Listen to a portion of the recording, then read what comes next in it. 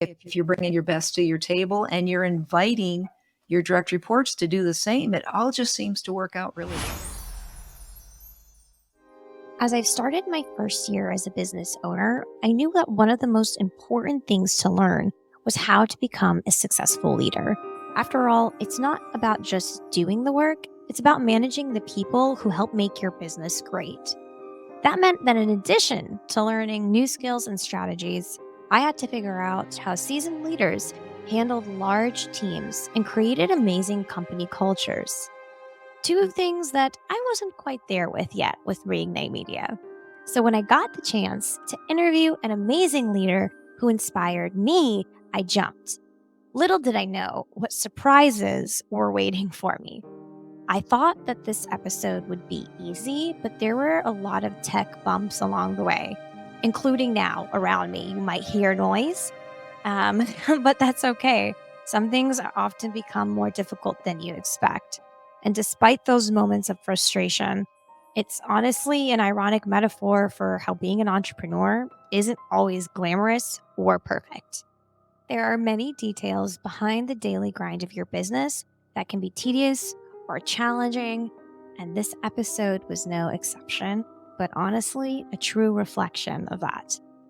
Here's the thing though. Our guest, Michelle Baker, is exceptional. We chatted about the methods seasoned leaders implement to lead large teams successfully and keep their employees engaged through difficult times without compromising on performance standards or expectations. We chatted about the methods where leaders can encourage their team to grow, even when they're in a role that might not be the best fit for them. She immersed me in her journey of going from working at Disney as a leader to founding her own business, Stone Ledge, with her brilliant co-founder, who just happens to be her son, AJ. So what was her key to success? It was a personal framework that she called aligned leadership. According to Michelle, aligned leaders drive exceptional business results. They foster a culture of engagement and development, and are achievers who skill build and know their worth. When you become an aligned leader, everybody wins. What I got from Michelle is that great leaders care. They truly care for their team. They take time to care for themselves in order to take better care of others, and they lead with value and long-term vision. But most of all, they don't give up. So although production for this episode hasn't gone as smoothly as expected, along the way, this experience gave me more than valuable leadership tips. It's taught me resilience. I hope today, whatever you are going through, you choose to continue your story and path to becoming a great leader. So without further ado, let's get down to bippity-boppity business.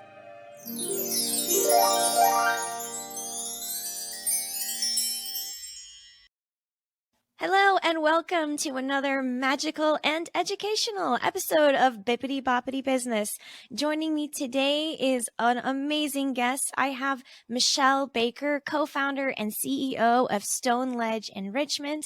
Miss Michelle is a former director of the Disney Institute, where she led onstage facilitators and collaborated with amazing leading cutting-edge organizations across the world on things that matter the most in business: leadership, culture, and service. And prior to joining Disney Institute, she had the privilege of leading teams for Disney Cruise Line. Jealous, love that. Both shoreside and on board ship as an officer. And Michelle, I'm so happy that you're here today. You have over 25 years of experience in total with Disney, and I think our listeners are going to gain a lot of value. So welcome to the show. Thank you, Rita. And I just got to kick things out by saying, not only thank you for having me, but I have so much respect for you as an individual, for the brand that you've been able to build, for the podcasts that you host. I mean, you're doing just a wonderful job in a very crowded space. And I think that you really stand out. Well, thank you so much. Before we get into all of the amazing things you're doing now, we're going to take a a trip down storybook memory lane a little bit. You were able to really rise in the ranks at Disney. Let's face it, it is a corporate company. As much as I love it, it's hard to work your way up, right? Can you tell me how you got your start and what was the evolution of your start to all the amazing things that you were able to do? I mean, you worked in the best two sectors that you could possibly work at Disney, the cruise line and Disney Institute. So, Some of it was luck, some of it was, my upbringing. But I have to tell you, even when you talked about how hard it is to climb a ladder in corporate America in general, much less at Disney, much less at competitive business environments like Disney Cruise Line and Disney Institute, where everybody wants to work there. It just brought back a flood of memories. And I was part of the opening team for Disney Cruise Line, and that was literally walking in the right door at the right time and then connecting with two very important individuals, one being my recruiter at casting, and then one being the second interview leader at Disney Cruise Line. And there was just some sort of connection. And even, 30 years later, I remember the connection had a lot to do with just that passion for leadership. I was interviewing for a frontline role. I was going to be a contact center agent. And yet every conversation seemed to be about leadership and how to develop others. And I think it just resonated on a different level. But Rita, the memory that really came back to me, and I haven't told this story in probably 10 years. So I got to be part of that very first team for Disney Cruise Line for the contact center. And there was 32 of us in class, and I came from the outside. I didn't have Disney experience. I didn't even have cruise experience. So here I was as this outsider. And I remember one day specifically that I made the mistake of telling one of my peers that, you know what, my goal is to become a leader within 2 years. And this very well-meaning individual looked over at me and didn't really laugh, but had a little bit of a smile on her face and said, Michelle, that's a great goal. But at Disney, it takes a really long time to get into leadership. I know people that have been waiting 5 years, 10 years, 15 years for that first leadership role. So you're brand new and you don't even have the experience that most of us have. So it was almost like, you know, don't get too wound up about that goal because it's going to be really tough to make it happen. Well, of course, I'm not the kind of person that takes that kind of feedback to heart. And I did things like volunteer to be part of the Circles of Excellence gang, and which is basically finding ways to make the contact center a better place to work. I volunteered to do extra projects that were not even high profile, like literally sitting at a computer and entering contracts. Whatever they needed from me, I raised my hand. I volunteered. I did make it into leadership. And I made it 1 year, 1 month, and 5 days after I started. wow. I think that's a testament to your work Yeah. ethic. And also, an important thing to note is your ability to network and internal connection building.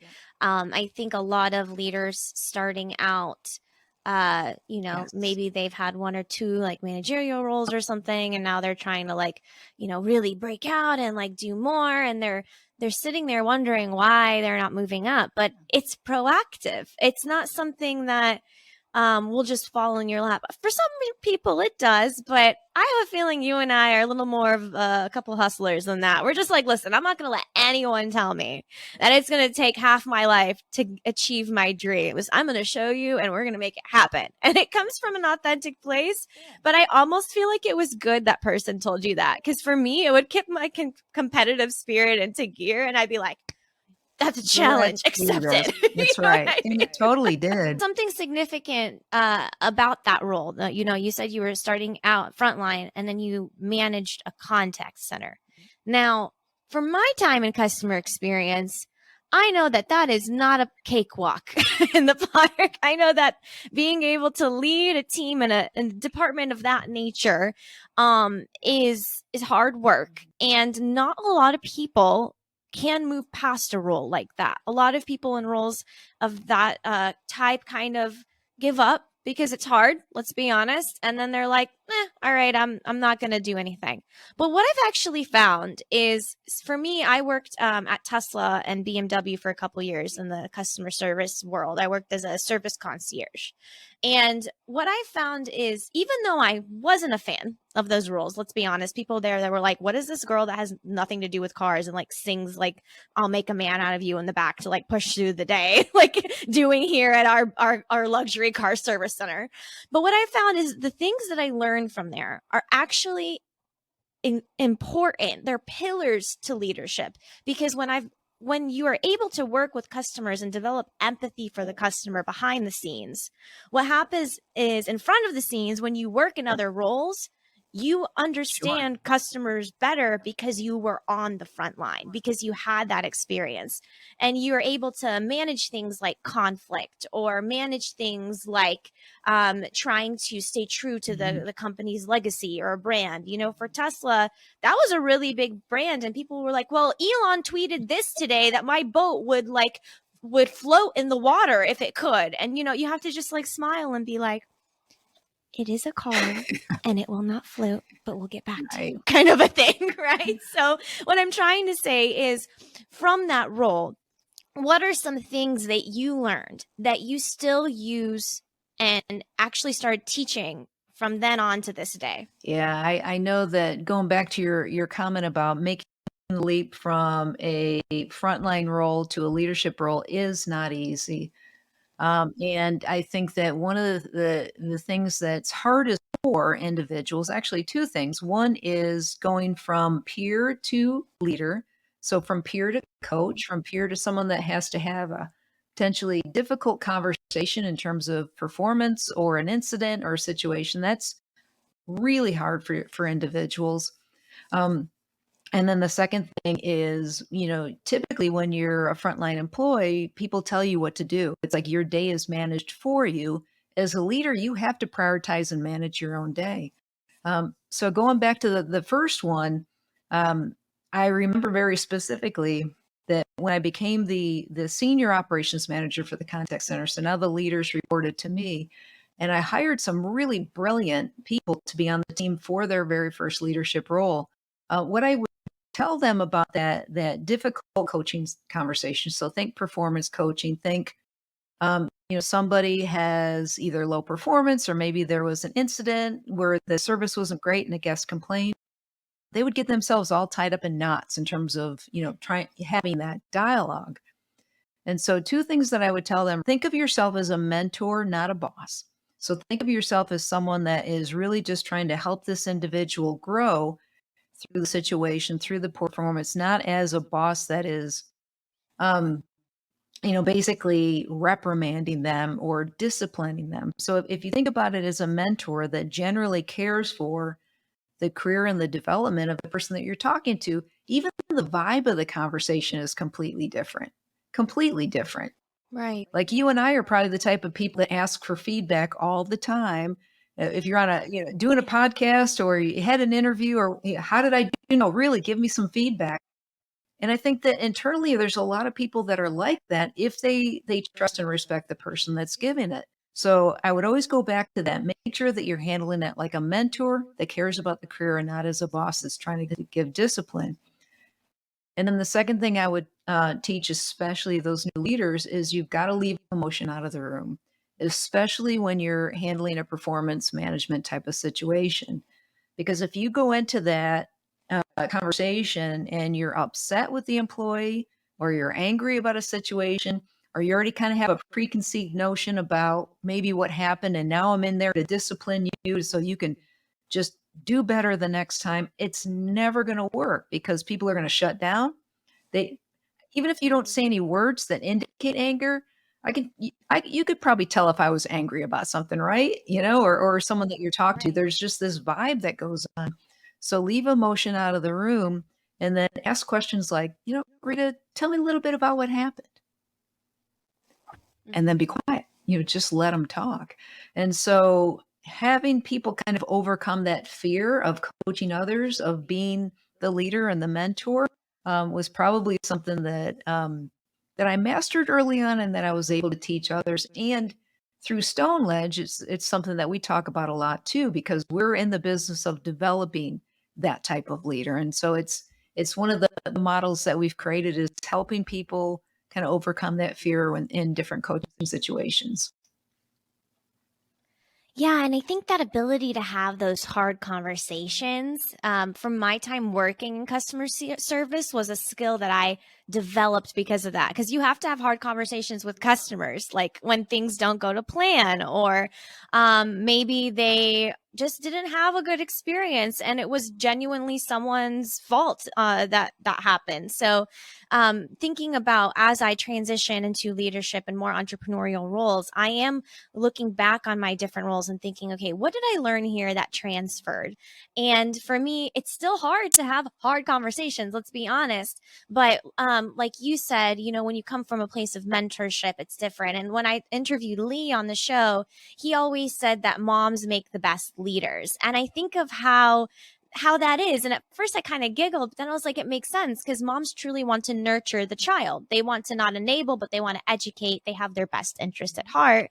And I think of my mom and like how she raised me, and like it all made sense. I was like, oh, okay.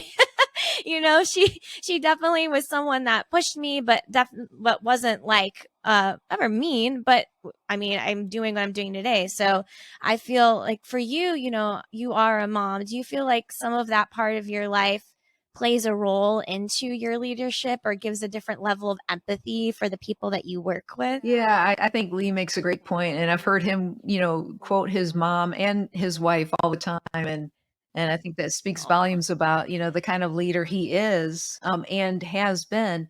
But yeah, as a mom, I definitely probably took more of the qualities and skills that I had as a mom into my leadership role, and then also brought some things back from my leadership role and into how I raised my son, who is now my business partner, and he's kind and brilliant and just has such a great business sense, and it is a pleasure to work with at Stone Ledge.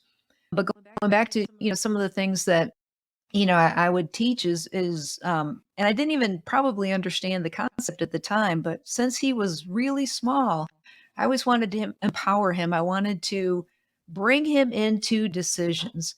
Even though I was the parent and the adult, I didn't want it to be for everything. This is what we're going to do, and we're going to do it this way, and we're going to do it at this time. There were so many different times that I would bring him in to the conversation early on, even as like a 4-year-old, a 5-year-old, and say, "All right, we're making plans Aw. this weekend. What do you think about this? Or how do we're going to change the way we're going to do something in this room. What do you think about this?" And again, probably didn't call it this at the time, but it's that culture of collaboration where when you bring people's opinions into the mix early and often, then when you do have to have a conversation about, all right, so I love having a collaborative environment, but we're going to need to go this way at this point because of this reason, it's a lot easier to have that dialogue because you've already gained the trust, you've already gained the respect. But I've always been a really strong advocate for creating a culture of collaboration, making sure that every voice is heard, and also, delegating and empowering as much as you can. I think that's definitely something, from my research and interviews that I've done, that feels like it's very present at Disney, that culture of collaboration, that willingness to at least hear someone out, but then say, okay, like after we've talked about this a little bit, this is the direction we're going in. And I was reading Bob Iger's book, The Ride of a Lifetime, and he talks about how when he was in the room with Steve Jobs and they were trying to negotiate, he thought that they were not going to have a conversation, but the first thing that Steve Jobs did is he pulled out his marker and a whiteboard and was just like, "Tell me more." And they would talk through it and they would collaborate. And even though they had very different opinions and polarizing business situations at the time, this was a time when Pixar and Disney weren't really doing well. They hadn't completed their merger yet. And there was just a lot of like behind the scenes turmoil. These two people still put their differences aside. Like you said earlier, they put their problems aside and they listened and they said, okay, let's figure this out.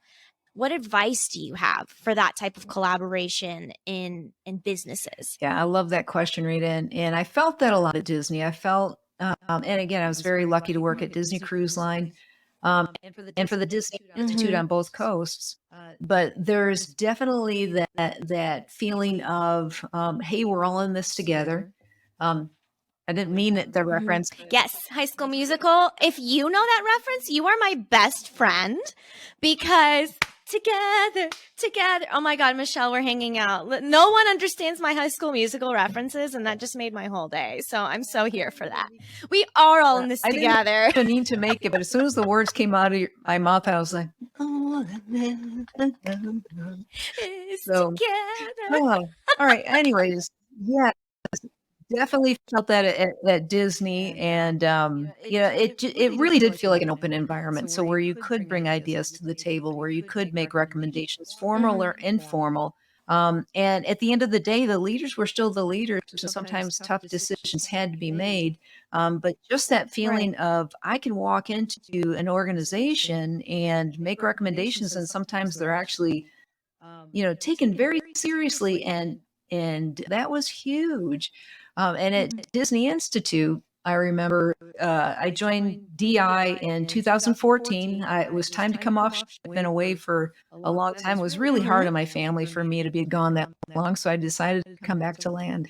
And Disney Institute was like, wow, talk about fast pace. It was like, just conversations were so fast, and the amount of brilliance in that building was just inspiring. It was incredible how much got done at Disney Institute back then. And yet, for all the success that we were having at DI, and for all the brilliance that was in that building, I had a couple of ideas that I thought, you know what, it's a great way to do this, but I think we could probably do better, regarding how we deployed labor, how Mm. we did, how the facilitators traveled even. And wouldn't you know, even though here's an established operation that was doing incredibly well, when I brought recommendations to the table, the rest of the group was like, huh, hey, let's talk about that. That's a good idea. Let's flesh that out a little bit more. Hey, let's give it a try. And to me, that's the type of culture that you want to work for, where you can bring ideas to the table, you can take risks. Some of the things that we tried based on my recommendations went really well, and some of them just didn't. But I felt like I could take those risks, and Yeah. I can even afford to fail in certain situations, because at the end of the day, if you're bringing your best to your table and you're inviting your direct reports to do the same, it all just seems to work out really well. But in business, some kind of disconnect happens, especially in B2B, the industry that I work in, where everyone sits at a table and they're almost afraid to say the wrong thing or it's not encouraged. So when the leader is not doing that and they're not inspiring that creativity, what work can they do on themselves to understand and inspire that in their Yeah, and team? just another great question, Rita. I had the privilege of attending the Jack Welch Management Institute, and that's where I got my MBA last year, actually. And Hmm. one of my favorite Jack Welch stories, when he was the CEO at General Electric for decades, and very successful CEO, one of the most successful CEOs of all time. He told a story Wow. about initiating this thing called the workout session, where he started inviting employees at all levels to these big conferences where they could share ideas, and they would work out, whether these ideas were worth implementing. But everyone had a voice, everyone had, a place at the table, so to speak. The story that he shared that had to do with workout sessions was that one year afterwards, an employee approached him. He had been at GE for about 20 Hmm. years. And he said, you know what, Jack, I'm just so happy that you're doing this. These are amazing. But here's the deal, for 20 years, you've had my hands, and all that time you could have had my head as well, my brain as well. And so the point being is that when you create a collaborative environment for where every voice is heard, where everyone has a seat at the table to share ideas, then you're going to get someone's hands and you're going to get their brain as well. But it's not just saying the words out loud. It's not just saying, yes, here at our company, we have a collaborative environment. You actually have to make it to where people can put ideas forward risk free, where people can try things and not get dinged for the suggestion or the fact that it didn't work out. So it's 90% action and 10%, the words that you use. And I think you can do that through like workout sessions like they did at GE, where you actively pursue those conversations, and you don't necessarily implement every idea because that would be impossible, but you make it where Right. it's open and you can share those ideas. As a leader, creating a collaborative environment is not only just in meetings, but it's saying, hey, Rita, can you come talk to me for a second? I'm thinking about making a change. I know that you're really into storytelling and theater, and I want to change the way the energy is for XYZ. Just help me think through it.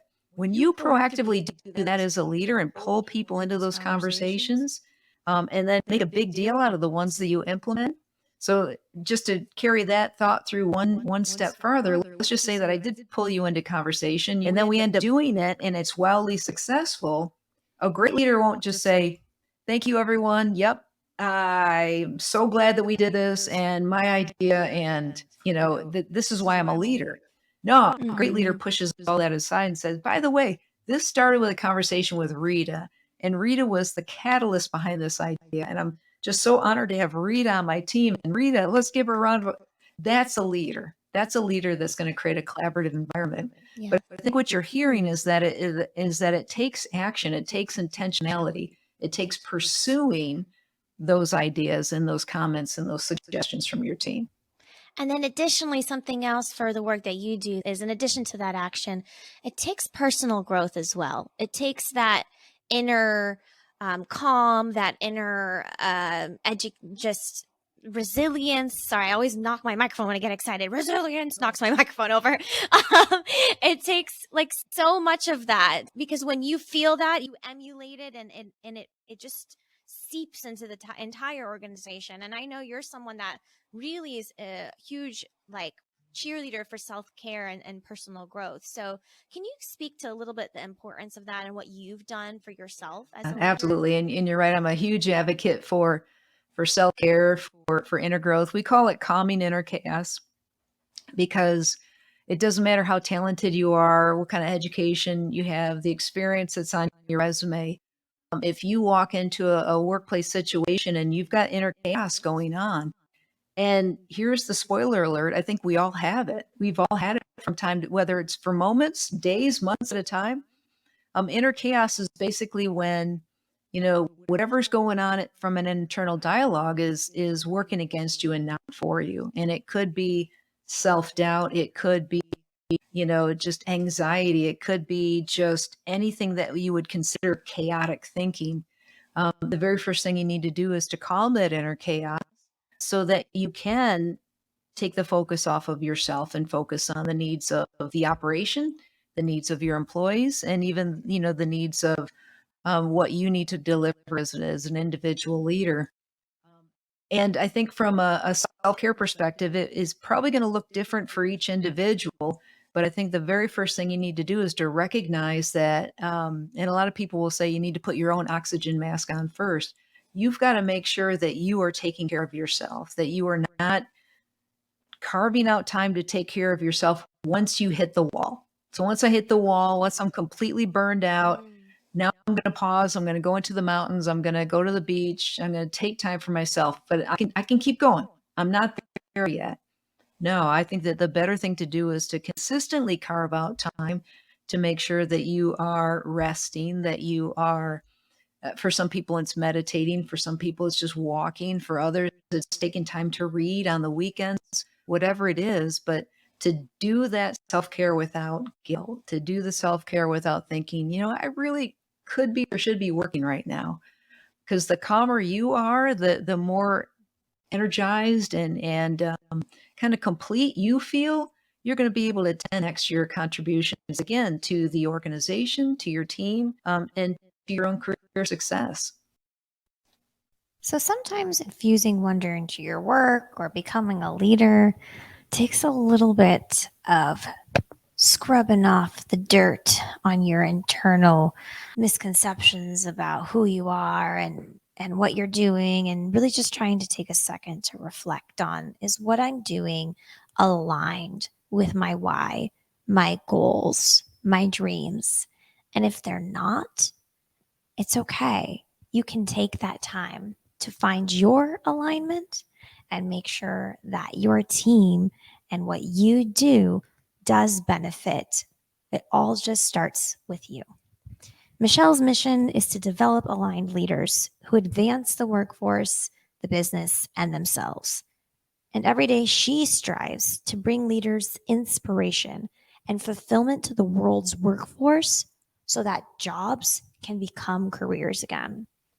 I hope you were inspired by this episode, and I did you justice, Michelle. If you want to connect with Michelle to learn more, check out stoneledgeenrichment.com or follow Michelle Baker on LinkedIn. Thank you all for joining us on this episode, and I'll catch you on the next one. You've been listening to Bippity Boppity Business. Like what you hear so far? Leave us a review in Apple or listen to us anywhere you prefer listening to your podcast. Until next time, have a magical day.